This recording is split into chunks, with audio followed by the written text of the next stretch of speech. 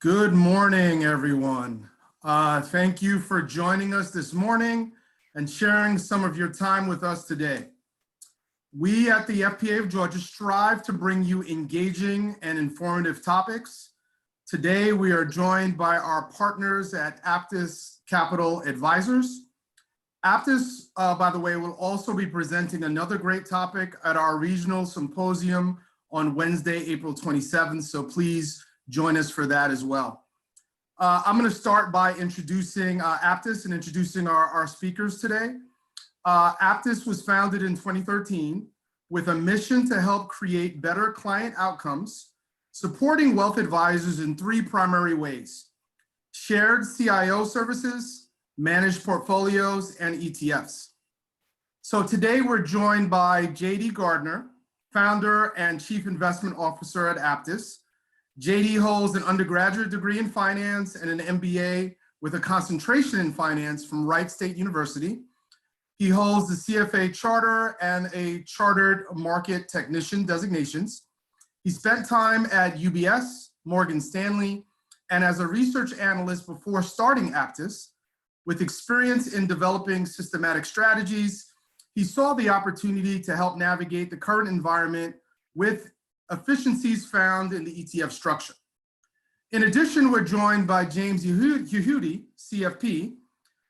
He's responsible for consulting and strategic relationships. As I mentioned, he's a certified financial planner and graduated from the University of North Texas with a bachelor's degree in finance, completing his certificate program in financial planning from Southern Methodist University. He spent time at a number of boutique planning shops, independent BDs, and RIA custodians working as a planner and closely with advisors before joining Aptus. We're going to have some CE polling questions, which you need to answer in order to get credit. So please make sure to answer the questions. I would also add, please, any questions that you have, please add it into the chat feature at the bottom middle of your screen. We look forward to your questions and an engaging presentation, especially with all going on globally. With that, I turn it over to JD and James to kick off today's presentation. Thank you, gentlemen, for your time. Thank you. Thanks, Wayne. Thank you, Monica, and thanks everybody at the FPA of Georgia for allowing us to do this. And we're obviously looking forward to the symposium. So I think what we're going to jump into today is extremely relevant. We're covering some topics that might be at the top of your minds when it comes to portfolio construction and the issues in today's market environment. So Wayne mentioned, be sure to answer some of these polls. We're going to make it fun and jump right into the first poll.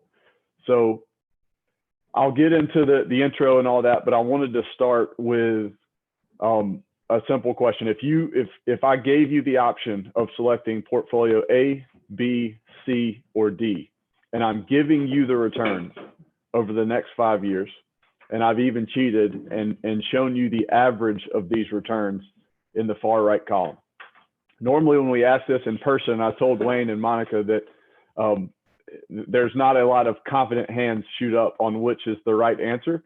Obviously there's a trick here. It's not as obvious as it may seem. So that might be a hint, but I think the first polling question is, which portfolio would you pick?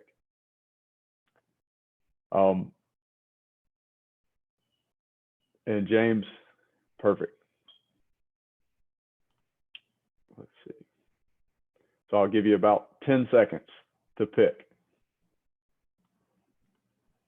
And obviously this answer is going to tie directly into a lot of what we're covering today and the reasons for, let's see here. I'm disappointed I can't vote, but the one I'm seeing with the most votes is portfolio B at 46%. Portfolio B. So I've got to give everybody credit. James, I think this is the first time that we've seen portfolio B be the leading vote. Agreed. Yeah. Yeah. So if you could pop to the next slide for me, James. And that's interesting that everybody selected portfolio B, and that is the correct answer.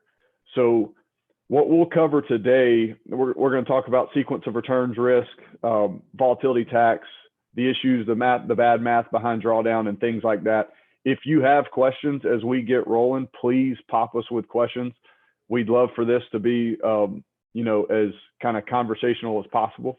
So let me just start by saying Portfolio B, it wins the race, even though it had one of the lower average returns. Like what we say is investors can't eat average returns. Investors can eat compounded returns. So money doesn't grow in averages, it grows through compound returns. And Portfolio B, if you notice one thing, the difference between the delta between the average and the compound is Portfolio B has the smallest difference. And so its higher compound return is because it has less volatility tax associated with the return stream. So it doesn't have the big 40%, 20%, 30% juicy upside, but what it does have is it just doesn't lose money. And so there's an interesting dynamic when it comes to average versus compound. If average returns are associated with big ups and big downs, usually there's a massive gap between what a compound return and what an average return is. And so you'll see as we kind of dig in today, why we think the compound return and focus on risk management is so critical given the landscape of fixed income and equities right now. So real quick on the agenda, I'll do a brief intro of Aptus. We'll discuss some of the sequence risk and why that's important today. James will go through distribution strategy. We'll talk a little bit about market conditions and the impact on risk management, and then any investment considerations with a focus on low vol and correlation. And then obviously we'll open up for Q&A at the end. So Aptus kind of, I'll keep this really brief. We're founded, like Wayne said, in 2013. These numbers are a little bit outdated. We're about $5 billion in total assets. And the big thing that I wanted to stress, just so you know kind of where we're coming from, is the heart of our business is with shared CIO services. So we're dealing with advisors. We're helping think through portfolio construction. We're doing all types of kind of individual account work and analysis. And we're helping address the glaring issue in today's market, which is obviously fixed income, in our opinion. When inflation's running 8% and yields are where they are, we're going to get into all of that. But I'm incredibly proud of the team that we've compiled over the last going on 10 years now, which is hard to believe when I say that out loud. James, if you could pop to the next slide. The thing in terms of like our background and our day-to-day. So we have shared CIO services, we have ETFs, we have managed solutions, as Wayne mentioned in the introduction. But really, like, where our business is a little bit different, where we're getting into the weeds of sequence of returns risk and how do you help tax transition and how do you help this client deal with this withdrawal strategy. We're really trying to be an extension to our advisors team. And this is something that, James, one more slide for me, where if you think about all that goes on in what you do dealing with your clients, we're just we're a third party resource to help do all of the issues, help provide guidance and assistance on all the issues that we've seen pop up in the advisory space. And I think that is different from what we've seen out there. And I'm not saying any of this as a business pitch. I'm saying all of this as all of the things that we're talking about today are incredibly important given the fixed income landscape and the equity landscape. And we live in the weeds of trying to solve these issues with our advisors every day. So James, I'll let you kind of jump into the sequence of returns. Awesome. Thank you, guys. Can you hear me all right? Yes. Yeah. Awesome. Okay.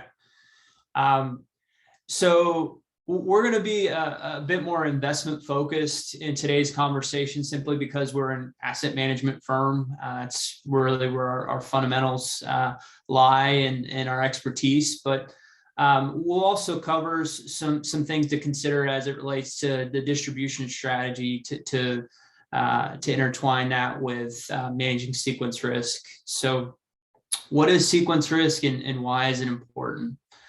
Sequence of returns, just looking at a sequence of returns, whether it's in accumulation years or retirement years, is pretty simple. It's a period of returns, and you can see those period of returns and the relative impact on the portfolios.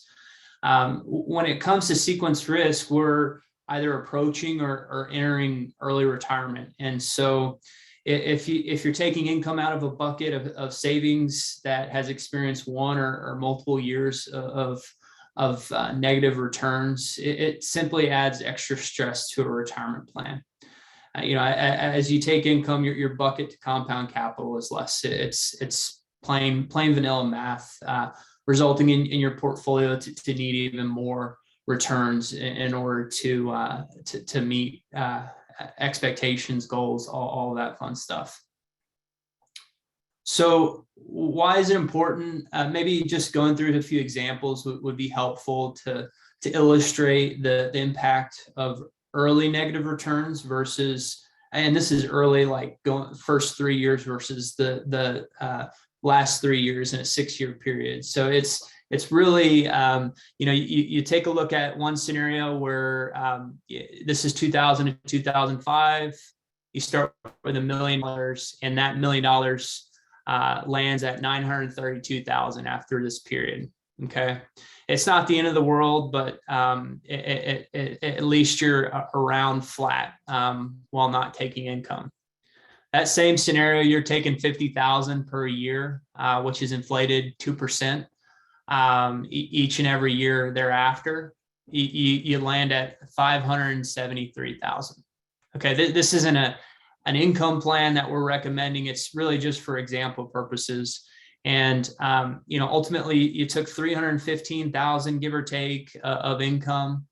You started with $1 million, and during this period, you ended at just over half of your starting balance. If you simply just flip those returns, this kind of goes back to average versus compound. You actually have over 100,000 more, and ultimately the long story short is obviously there's some luck in when you retire and how you retire, but if you're able to mitigate some of these negative years, it certainly can help drive success with any retirement planning goals. Here's another example that isn't necessarily a sequence, but it just shows one single drawdown event and the amount that the client would need to recover from that drawdown. So the first column, you see accumulation years without income. If there's a 30% drawdown, it would take 42 and some change to get back to flat. Okay, if that portfolio is receiving 8% compounded over a life cycle, it would take 4.6 years to recover. So a 30% drawdown, if you then from that day forward received 8%, it would take just under 5 years to get back to flat. That same scenario, while you're taking 4% withdrawals, would take you twice the amount of time, 10 years. In the next column, you can see. So it's obviously important to mitigate risk, whether it's through low volatility assets, incorporating some type of correlation benefits into your portfolios. And, ultimately, there's always a give or take with these things, because you can, of course, take risk off the table. Maybe you even incorporate some type of cash bucketing strategy into your for short-term spending needs to then invest your portfolio on the side and have 2 or 3 years of cash ready and accessible. And that may be the strategy you implement with clients. I think the biggest point here is that, as much as we would like to be in all cash or take risk off the table, to go back to these principles of, having the ability to avoid drawdowns or negative events, you also have to think about longevity risk. And to us, longevity risk isn't necessarily running out of money. It's changing your lifestyle or having conversations with clients about changing lifestyle in order to meet future needs. It's a tough conversation, and you have adequate returns while mitigating risk. So you have a balancing act there.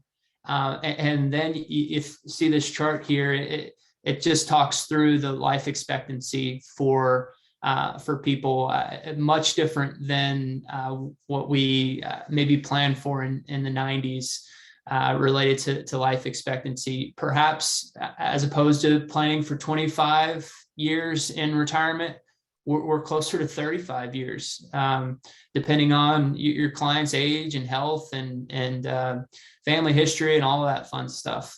So the few things that I'll cover on the distribution side. So I'll start and make sure I emphasize this. Constructing the appropriate distribution strategy is a process. It's very specific to that advisor. It's very specific to that household, and there's no single right answer. I could maybe spend the entire hour talking about income planning strategies, and you come away with this, you walk away with this and feel like you don't have a great solution, or you have some question marks. And I would agree, because there's just a lot of different ways to think through income planning for retirees and how it intermingles with managing risk, and that's both sequence risk and longevity risk. But this example, I think, is important, and I'll get to it in just a second. But maybe we'll start with thinking about the elephant in the room as it relates to income planning for retirees, which is the 4% rule. Okay, so the 4% rule basically takes data from 1926 to 1976, I believe. And it basically says if you have a 50-50 stock to bond portfolio, and you're taking out 4%, which is inflated each year by the inflation rate, you would have high probability of success to retire for a 30-year period. Okay, so it's simple. It's easy for the consumer and the advisor to plan for, which I certainly vouch for. Complex, simple always beats complex in my book. The challenging aspects of it, from my seat and my perspective, kind of goes back, for one, the longevity component. People perhaps are needing to plan for more than 30 years. So that's one aspect of it. The other is the related tax impact to the on the distributions. It doesn't take into account the asset location of the underlying retirement savings vehicles. So that's something important to consider. And lastly, and this is what I think is most important with any income distribution plan when we're talking about managing risk, is the realized returns each year. Whether if the portfolio in the 4% rule were to lose 20% this year and inflation was up 7%, which very well could happen this year, next year my distribution would go up the inflation rate, and it would have no connection to what my money's actually doing on this side. So I think it's an important point, and really I think this slide hopefully illustrates that to some degree.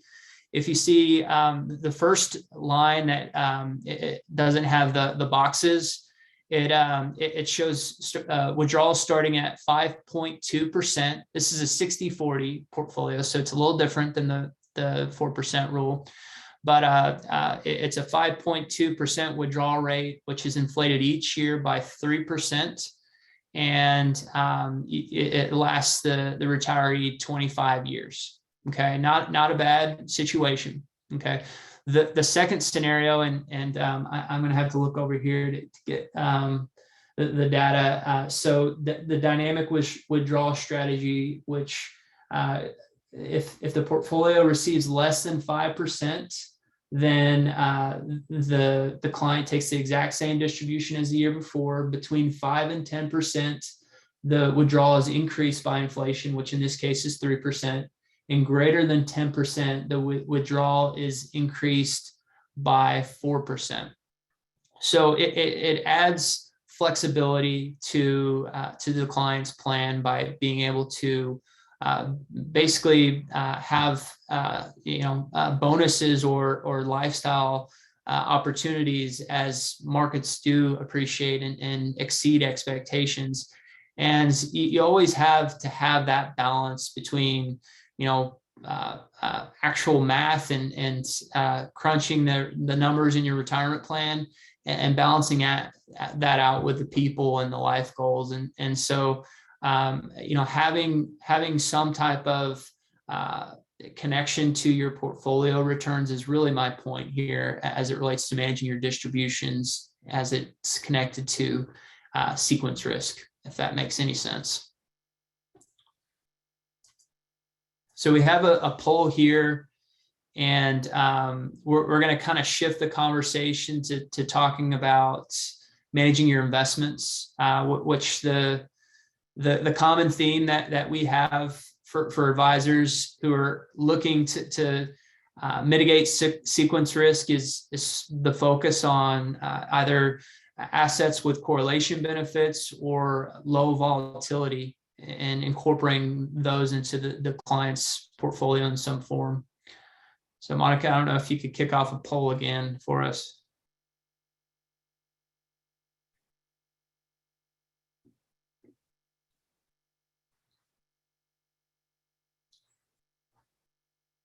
And feel free to select more than one if you use a combination of the options here. Yeah, James, I'd add the biggest reason we're covering this topic today is because, number one, the backdrop, but number two, like who we deal with on a day-to-day basis. Like our advisors are typically dealing with what we call the lifeblood of financial services. And that's like the $500,000 to $3 million family. And, those savings and those assets are dependent upon in retirement. And so I think with what we're about to get into on the backdrop, there's multiple ways to try to address the issues with the backdrop today. Some of them listed here, which I'm interested to see. So cash being, I see that being as the heaviest response. And there's obviously issues with cash. There's timing risk, there's inflation and all that. But the point that I would make as I kind of start walking through some of the market backdrop is what we've all been trained for, really like the financial services industry for the last 40 years has been, you ratchet down risk with fixed income. If you've got a client that maybe is not comfortable with taking a bunch of equity risk, that fixed income is a great replacement for. It's a conservative asset class. It's got great correlation benefits. It's got yield associated with it. It dampens volatility, all the things that we've been trained to think about. Well, a lot of those things just aren't true now. And so that's kind of what it takes, kind of a fresh set of eyes to look and think through portfolio construction. And so we'll kind of cover that in the way that we're thinking about it. And I think that 60-40, James mentioned, you've got the risk that you're dealing with is drawdown risk, which that's easy to identify. It slaps you in the face when the market sells off quickly. But also longevity risk. And we think longevity risk is really what you have to be preventing and preparing for, because as James said, longevity risk, it might not slap you in the face, but it's a much more difficult conversation when you have to have that conversation about changing lifestyle in order to avoid running out of assets. And longevity risk, other way is, you just don't make enough money on your assets. So James, can you pop to the next couple slides here? Yeah, for sure. Now I was just going to add, the conversation around each of these we'll be able to touch on in some form. Each certainly have merit to be considered. And, ultimately we'll try our best to intertwine each in the conversation with the most common theme, as JD mentioned, at least historically, is the increased allocation to your fixed income portfolio. Yeah.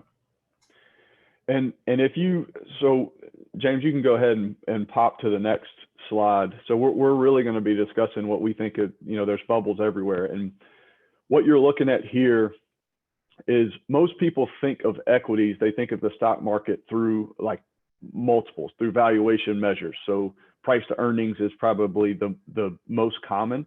Well, this is a chart of kind of taking the price to earnings multiple of a stock and applying it to bonds. And I understand bonds don't have earnings, but it's just a good way to gauge, like, what are you paying for the interest that the treasury bond is paying you right now. So if you take 100 divided by the current treasury yield, you're paying 79 times earnings. That's the equivalent of what you're paying. The difference between paying, stock ABC 25 times earnings and this at 79 times earning is stock ABC has the potential to actually grow earnings. And typically, if you're paying an elevated price to earnings multiple for an equity for a stock, you're paying up for growth, or you're paying up for quality, or you're paying up for something.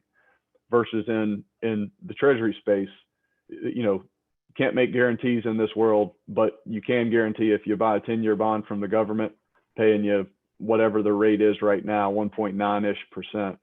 In 10 years, they're still going to be paying you 1.9%. They aren't going to grow that interest for you. So I think this is a great, quick hitter to say, how expensive are bonds? And bonds are incredibly expensive right now. And so what does that translate to? Which we're going to get into some of this, but I think the longevity risk issue, when you have, we have this conversation with advisors. Hey, what do you think about bonds right now? Well, we don't really like bonds. Well, what are you doing about it then? Well, we're shorter in duration. We're paying for active management. And all of that is fine. But when you really think about, no matter how smart the manager is, or no matter how short your duration is, what can you expect to earn from bonds right now? A great indicator is the current yield. And this is a chart just showing how, the annualized return over the next 10 years very closely tracks today's current yield. And so that's obviously not very attractive. What makes matters even worse is the predicament that we're in from an inflationary standpoint. The last few CPI prints have been outrageously high. We're expecting, I don't think they're not going to drop off a cliff anytime soon. And so, when you're thinking about a nominal yield of 2% or less and inflation running at 8%, you have a negative 6%. The bad thing about compounding returns is Einstein says it's the eighth wonder of the world when they're positive. Well, it's also negative rates also compound in a bad way. So we think having a negative 4 to 6% real return on fixed income is going to be a drag that most people have never had to deal with. So jumping to the equity side, this is, we always say, you can never go wrong having the Buffett indicator in a presentation. So this is his kind of favorite valuation gauge on the market overall. What you see, we're off of highs, but we're still 45% higher than long-term trend. And it doesn't take, a statistician to look at this chart and see that across the board valuations may be slightly elevated. So if you go to the next slide, this is just a slide to show you we referred to multiples, and you can look at nearly any multiple you'd like. And if you apply it to the S&P 500, we're going to skew towards the more expensive side historically. And just to point out a couple real world examples, because we've been talking through some of these issues now for years. We gave a presentation on the valuation issues that we saw in both fixed income and equities not even a year ago. And what we're seeing with some of the re-rating in the equity markets is there's certain pockets of the market that have really, you're going to be facing headwinds in those pockets as long as investors' appetite and demand for what they expect to return goes higher.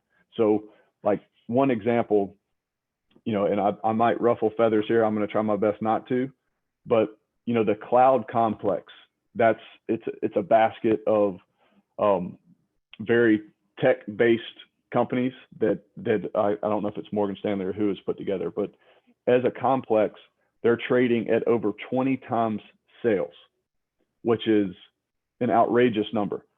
Like Peloton, there might be a Peloton rider or two out there. We gave this presentation when Peloton had a market cap of $30 billion. At that valuation, which we're going to get into some of this, Peloton would have had to increase its subscriber base from 2.3 million to over 25 million. So 10x basically. They would have had to 10x their subscriber base to not make shareholders money, but to justify paying the value that you are paying for Peloton. Obviously, Peloton is no longer a $30 billion company.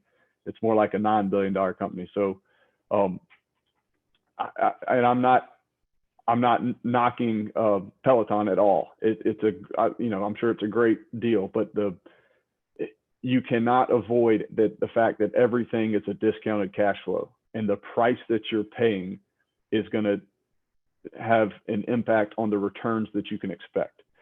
So I know I'm taking this back to investing 101 here, but I think that as we kind of talk through the rest of this, the backdrop, like what I mean by everything's a discounted cash flow. So a stock is nothing more than an ownership on a business's future cash flow. That's it. And how you figure out the price of a stock, very simply put, is you take this future cash flow and think of future cash flow, not next quarter's earnings or the quarter after that, but like decades of earnings. You have to anticipate what that might look like. And let's assume we can get that right. But you take an anticipated number of cash flows, that's your numerator. And then below your numerator, you have to discount those cash flows, those future cash flows, those expected future cash flows back to a price today. And if you discount those future cash flows incorrectly at artificially low rates, you're going to end up paying a price that you wish you hadn't paid. So all of the math when it comes to the equity markets, you just can't avoid the fact that everything is a discounted cash flow. And if your discount rate is not accurate, you're going to end up paying, specifically if it's too low, you're going to end up paying an elevated price. Last thing that I'll say on this, and James, you can pop to the next slide as I say this, but like why is like across the board, yes, there's pockets where there could be things that look relatively cheap, but across the board, the equity markets look expensive. The fixed income markets look even more expensive in our opinion. But the reason for that, and I'm not getting political here, is obviously central bank policies around the world. And you can argue whether they've been good or whether they've been bad. One thing I really don't think is an argument is that the discount rate that investors have been willing to put on future cash flows has probably been too low. And so at some point, investors' demand for higher returns has to lead to multiples coming down, which is going to be a headwind, not a tailwind for investors. So when you factor in that everything's a DCF, when you're kind of at those upper periods of multiples, the market kind of oscillates between being, historically expensive to historically cheap and back and forth. When you're at the period that we've had, you've typically seen strong recent returns, but what that translates to is lower potential returns with elevated risk. That's a bad combo. That's not necessarily the time you want to just pile into risk assets. And the flip side is poor recent returns. Lower multiples usually mean poor recent returns, but higher potential with lower risk associated. That's a great combination. That's like an ideal time to be piling in. And so you can see how this relates to James's talk through the sequence of returns risk. You have to be aware when you're constructing portfolios for the lifeblood of financial services, like what is the overall environment that when my clients are entering into retirement, what are we actually investing in and how do we defend against the potential risk, both drawdown and longevity out there? So like our way of thinking through portfolio construction, given all that we've said, and I probably need to say, I don't want to paint some doom and gloom picture. Like, we still think there's returns in equities. You just have to be careful where you're investing. We don't like bonds, but we don't think that there's returns in bonds right now. And I know that that's like a hard thing to hear when we've all been trained that you've got to own bonds for risk management. When bonds give us 5-6% yield, we'll own bonds again. Without taking outsized credit risk, or without having to lock our money up in interval funds, or without having to do anything like that. Our view, what we call as drawdown patrol investing, is going back to the whole difference between average and compound returns. Can we build portfolios that allow us to make a shift away from bonds towards stocks, and to do that in a way that doesn't position us in front of major risk? Because obviously the math for potential return gets better when you don't own bonds and own more stocks. But the potential for risk is obviously elevated, especially given what I've said about valuation, because you're kind of stepping in front of a valuation bust potentially that could be compressing, whether it's Russia and Ukraine, whether it's Fed hikes that they get wrong, you name the other 50 geopolitical stuff that we could probably rattle off that would change investors' appetite and demand higher returns, which leads to lower, like a compression in multiples. So when you think about this shift, and again, I know that what we're saying kind of goes against the traditional, well, if you're, conservative and older, you need to own more bonds. If you're younger and more aggressive, you need to own more stocks. I know what we're trying, like, all of that makes sense when you have potential for return in bonds. Our thing is, like, we just don't want to own anything that doesn't have potential for return. And we do not think bonds have potential for return, no matter how strong the manager is. So the next slide, James, like, how do we keep risk in check? We view volatility as an asset class. So one of the things that in James's poll earlier, when you're thinking about how do you deal with everything that we've talked about, do you hold cash? Well, cash is obviously, inflation's printing 8%. You're eroding purchasing power quicker than we have since the 70s when you hold cash. Do you use tactical strategies? I always say, like, when somebody says tactical, you need to train your ears to hear, I'm injecting timing risk into your portfolios, because tactical sounds good. The messaging's really powerful, but usually you're going to take significant timing risk if it's a truly tactical strategy. You think about annuities and structured products, and there's all types of potential friction in those solutions. In our opinion, the kind of very generic asset classes, stocks, bonds, cash, should be expanded to include volatility. Now, the hard part is, how do you include volatility? Volatility is a negative returning asset in most environments. Now, the environments that it's not negative returning, it's very attractive to own. But the trick is, how can you get access to volatility and get the benefits without feeling too much of the cost? And you can see, and this is, again, this goes back to James's slide earlier, but when you have volatility as an asset class, think about this shift. And I don't know if y'all can see my hands or not. I'm using my hands a lot. I don't know why, but if you have a traditional 60-40 portfolio, and let's be nice and say bonds have a 0% expected return, and let's say equities have, 5% return right now.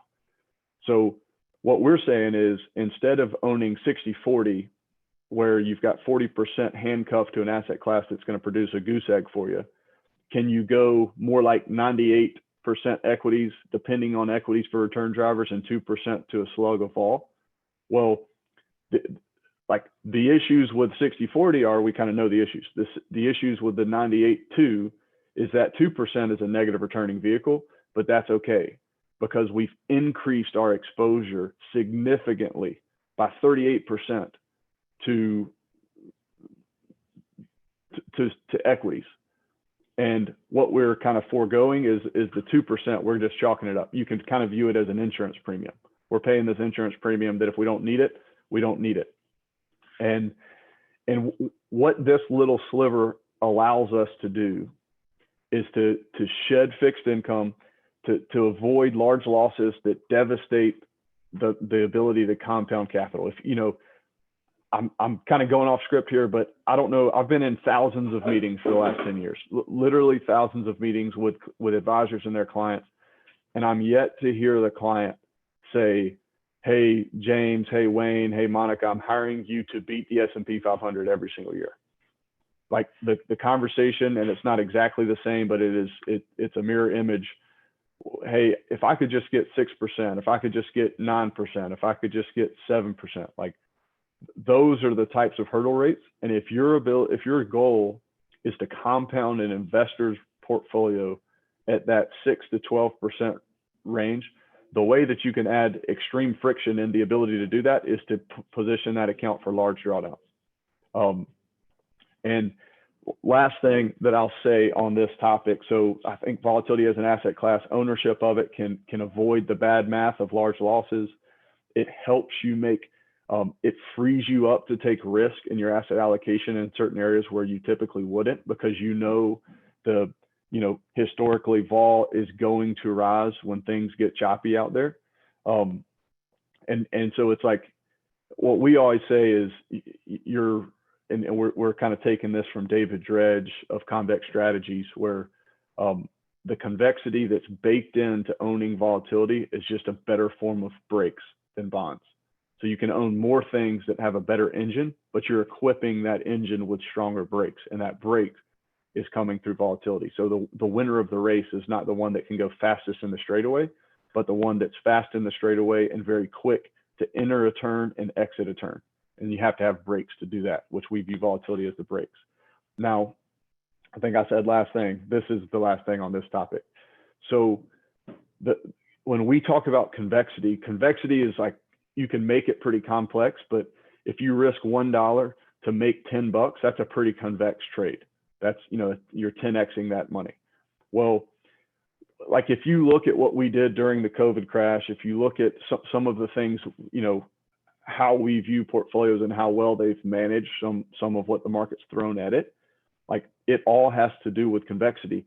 And the first thing that seems to be appreciated is, hey, if the market's down 30 and we're down 10, that's great. We avoided 20% of the drawdown. That's like a very visible output of the process, which is really, really good. But if you go back to the discounted cash flow simple slide that we had, the hidden value is the fact that we're creating capital. Convexity can create capital to deploy when the opportunity to deploy is more attractive. And the simple analogy that I use is, I probably didn't say this, we're in Fairhope, Alabama, should have said that, which is on the Gulf Coast. And if y'all remember, BP had an oil spill back in 2010 in the Gulf, it devastated property values down here, devastated property values. And everybody was selling. You could buy $1 million condo for 200 grand.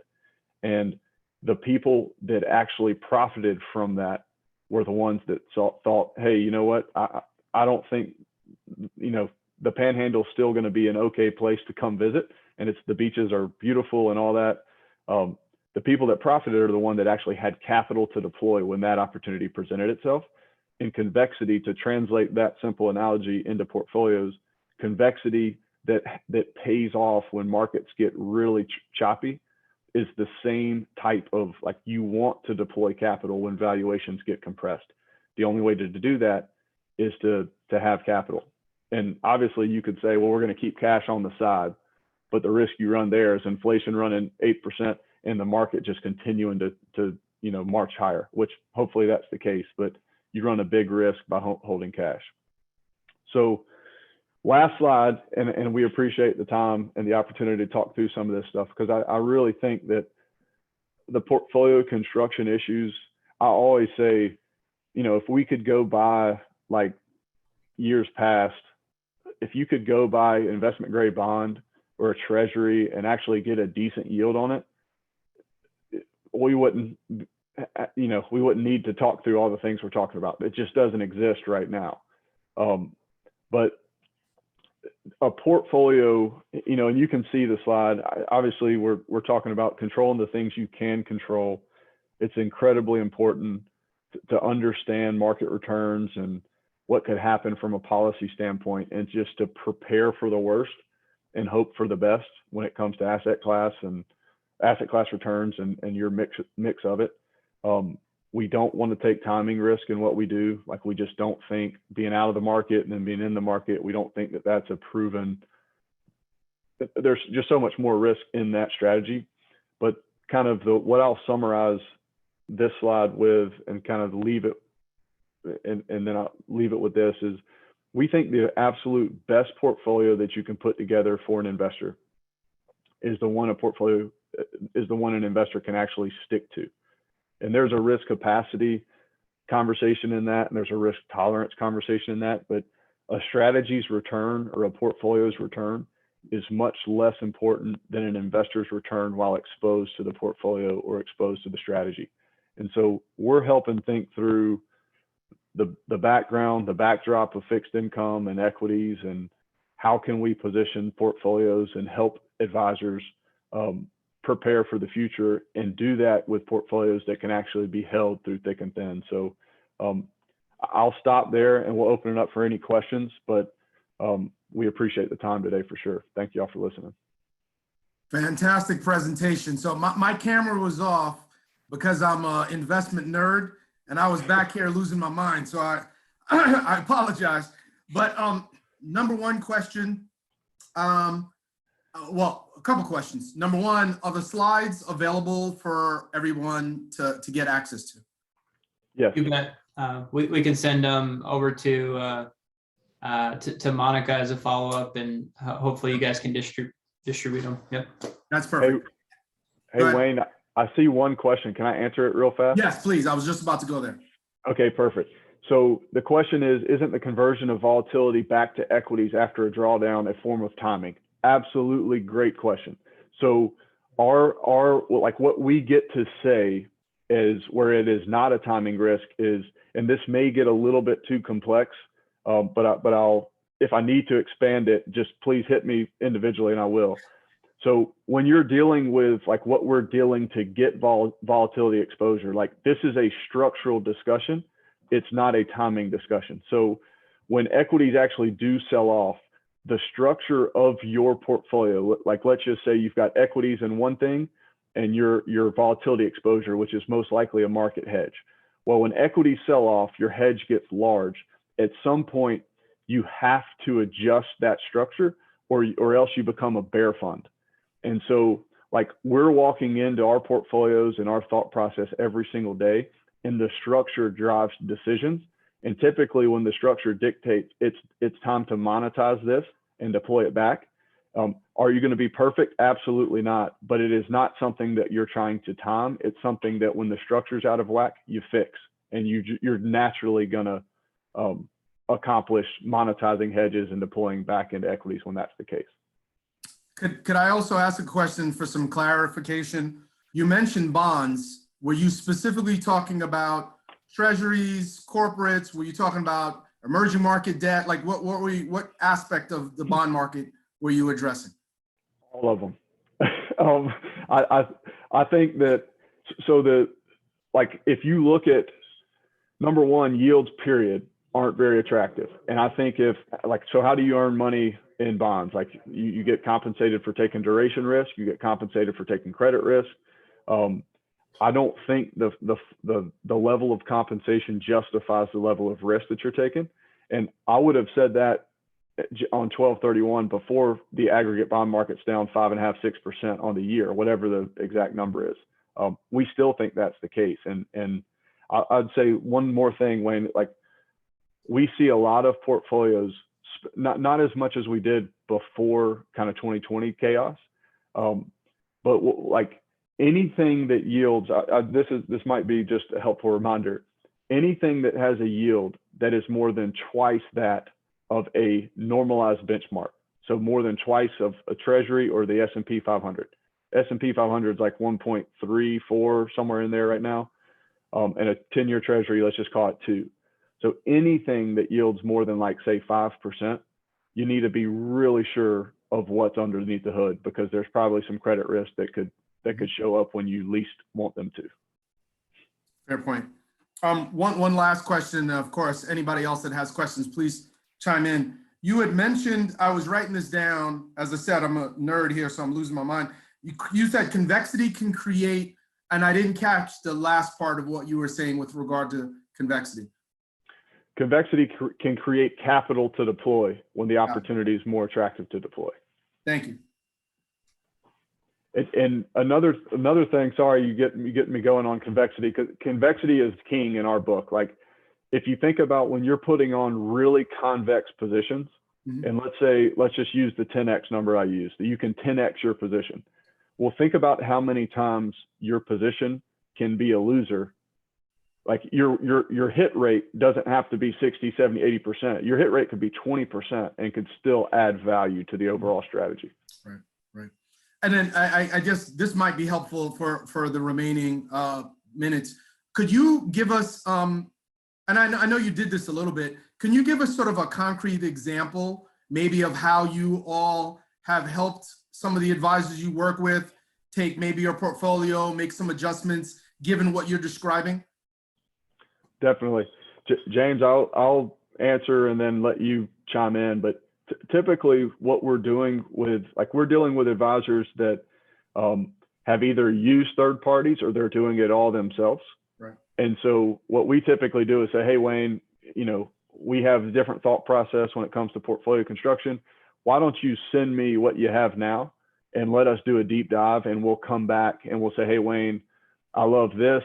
We probably don't love these things. And then here's the areas we'd look to address, and here's how we'd address it. And so usually, like, our relationships start on that foot where it's, hey, send me what you got. Let us take a deep dive. And we've got 8 charter holders in-house.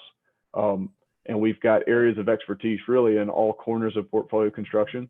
So that usually is a really productive exercise to just get a glimpse into what we can do, and then some of the gaps that you may be aware or not aware of in portfolios.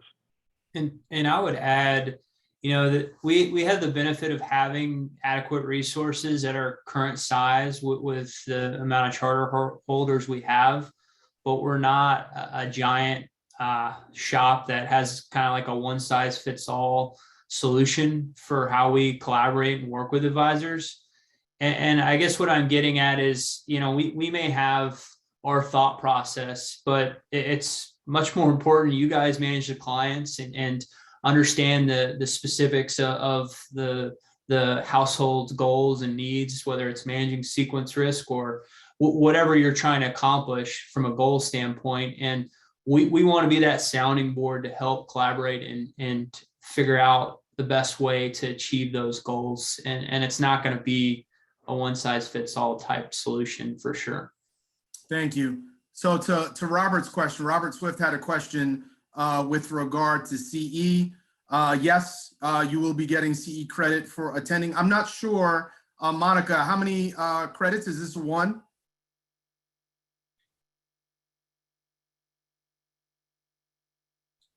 If you're speaking, you're muted. I'm sorry, I was muted. It's okay. Yes, it's 1 hour of CE credit. Okay, great. Any additional questions for JD or James? This has been great. Thank you, by the way. Very, very interesting presentation. I would also say you will be at symposium. Our regional symposium is Wednesday, April 27th. So we'll have an opportunity, obviously, to hear from you all again on another topic, get to meet in person. So we definitely look forward to that. If there are no additional questions, definitely want to, do we have something else? Oh, thanks, guys. Very interesting. Thank you. Really definitely appreciate the presentation. This was definitely very interesting, very timely as well. So thank you both for your time this afternoon. Definitely appreciate it. We look forward to hearing from you again on Wednesday, April 27th, our regional symposium. Perfect. Thank you. Thanks for the time, everybody. Thanks, everybody. Thanks for having us. Take care. Take care.